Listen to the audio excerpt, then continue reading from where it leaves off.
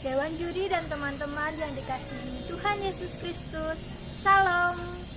Perkenalkan, nama saya Elisa Evanti Hersa Putri. Saya perwakilan dari Paroki Sidareja, Keuskupan Purwokerto. Saya akan menceritakan isi kitab suci Daniel di Gua Singa yang diambil dari kitab Daniel bab 6 ayat 1 sampai 28. Beginilah kisahnya. Ada seorang raja bernama Darius, orang Media. Darius diangkat menjadi raja pada umur 62 tahun. Untuk membantu melaksanakan tugasnya, Darius mengangkat 120 orang untuk menjadi wakilnya untuk ditempatkan di seluruh kerajaan. Untuk memimpin 120 orang wakil raja itu, diangkatlah 3 pejabat tinggi. Kepada ketiga pejabat tinggi itulah, para wakil raja harus memberikan pertanggungjawaban atas tugas-tugas mereka. Daniel adalah salah satu dari ketiga pejabat tinggi itu.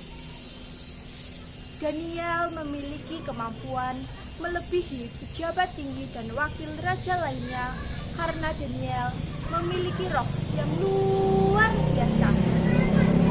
Oleh karena itu, Raja Darius bermaksud untuk menempatkan Daniel di seluruh wilayah kerajaan. Nah, rupanya pejabat tinggi dan wakil raja lainnya tidak menyukai Daniel, teman-teman. Mereka merasa iri dan tidak ingin Daniel menjadi pemimpinnya. Mereka mencari alasan dakwaan kepada Daniel untuk menyalahkan Daniel di hadapan raja. Apakah mereka menemukan kesalahan kepada Daniel? Tidak. Mereka tidak menemukan kesalahan apapun karena Daniel sangat setia kepada raja. Orang-orang itu berkata, "Kita tidak akan menemukan kesalahan dakwaan kepada Daniel kecuali dalam hal ibadah pada Allahnya." Bergegaslah mereka menemui raja dan berkata, "Ya Raja Darius, kekalah hidup Tuanku. Kami pejabat tinggi, penguasa, wakil raja, para menteri dan bupati telah sepakat supaya raja menetapkan suatu larangan agar siapapun dalam waktu 30 hari menyampaikan permohonan kepada dewa atau manusia kecuali pada tuanku raja, maka ia harus dilemparkan ke Gua Singa." Orang-orang itu berkata lagi, "Oleh karena itu, ya Raja, keluarkanlah surat perintah dengan larangan yang tidak dapat dicabut dan tidak dapat diubah kembali menurut undang-undang orang Media dan Persia." Raja yang percaya akan kata-kata orang itu, ia menulis surat perintah dengan larangan. Daniel yang mendengar hal itu pun, ia segera pulang. Di kamar atas rumahnya ada tingkap-tingkap atau jendela-jendela yang terbuka ke arah Yerusalem. Sehingga saat ia sedang berdoa, maka orang-orang dapat melihatnya. Daniel berlutut, berdoa, dan memuji Allah 3 kali sehari, seperti biasanya.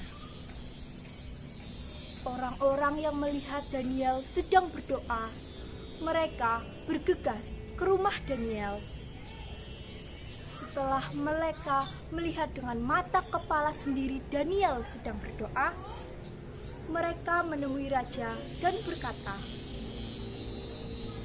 "Bukankah tuanku menetapkan larangan agar siapapun dalam waktu 30 hari menyampaikan permohonan kepada salah satu dewa atau manusia kecuali pada tuanku raja, maka ia harus dilemparkan ke Gua Singa?" Jawab raja, "Perkara ini telah pasti menurut undang-undang orang Media dan Persia dan tidak dapat dicabut kembali." Lalu orang-orang itu berkata, "Ya Raja, Daniel tidak mengidapkan tuanku. Ia tidak mematuhi laranganmu. Daniel berdoa 3 kali sehari, Tuanku."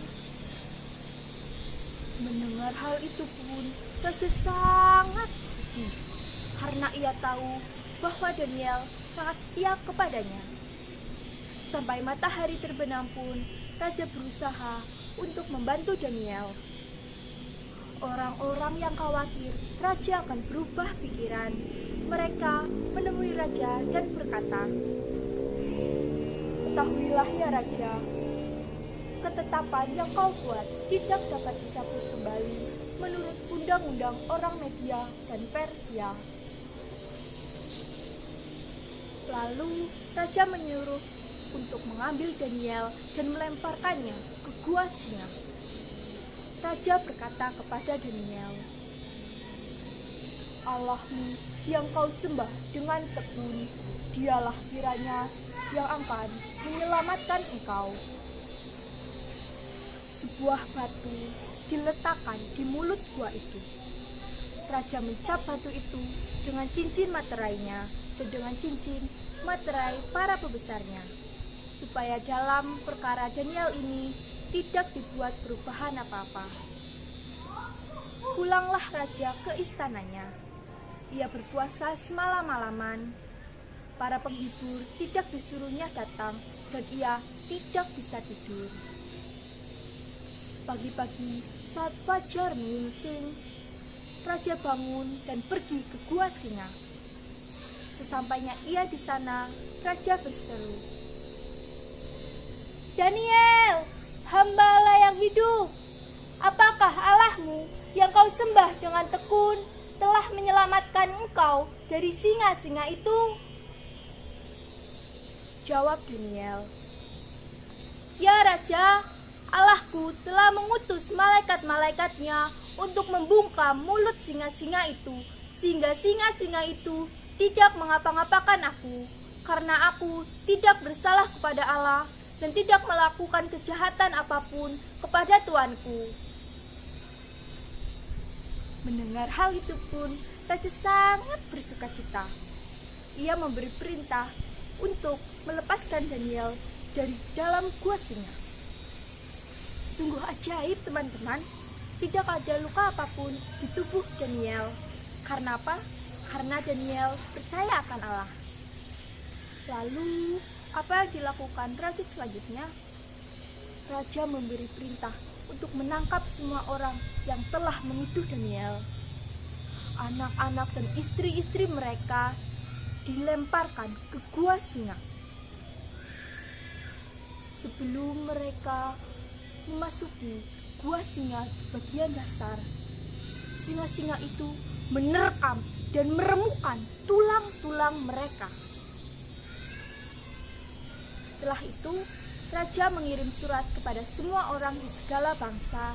Bunyinya, "Bertambah-tambahlah kiranya kesejahteraanmu. Bersama ini kuperintahkan semua orang di kerajaanku agar taat dan gentar kepada Allahnya Daniel, sebab dialah Allah yang hidup, Allah yang kekal. Pemerintahannya tidak akan binasa dan kekuasaannya tidak akan pernah berakhir. Allah yang mengadakan tanda dan mukjizat di langit dan di bumi. Allah yang telah melepaskan Daniel dari cengkeraman singa-singa."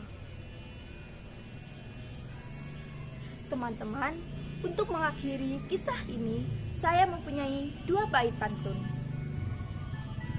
Burung nuri terluka di kaki, ditembak pemburu di tengah hutan. Janganlah iri, janganlah dengki. Iri dengki timbulkan kejahatan.